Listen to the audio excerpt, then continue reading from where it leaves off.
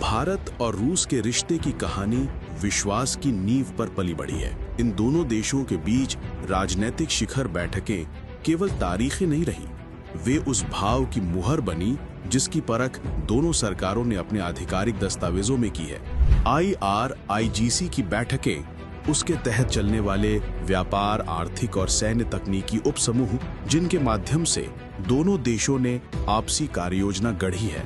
दोनों दस्तावेजों में जिस समर्पण का स्वर सुनाई देता है वो कच्चे तेल के टैंकरों की मुमकिन कहानियों से कहीं आगे है। ये उस भरोसे की कहानी है जो कागज पर बैठी सूचियों से निकलकर समुद्र, पुलों, रेल और बंदरगाहों तक पहुंचती है।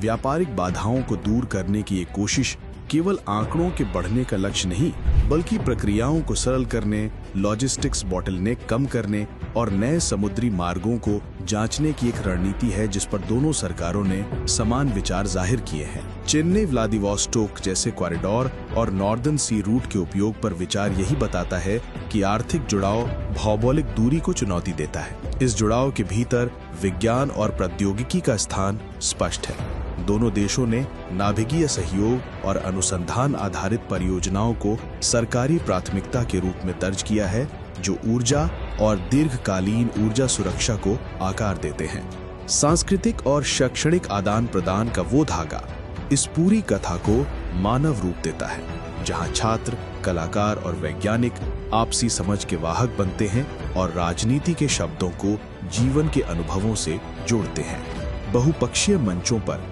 घनिष्ठ समन्वय इन रिश्तों को वैश्विक आयाम देता है और दोनों देशों ने ब्रिक्स, SCO और G20 जैसे मंचों में संयुक्त नीति व्यवहार के महत्व पर बराबरी से जोर दिया है।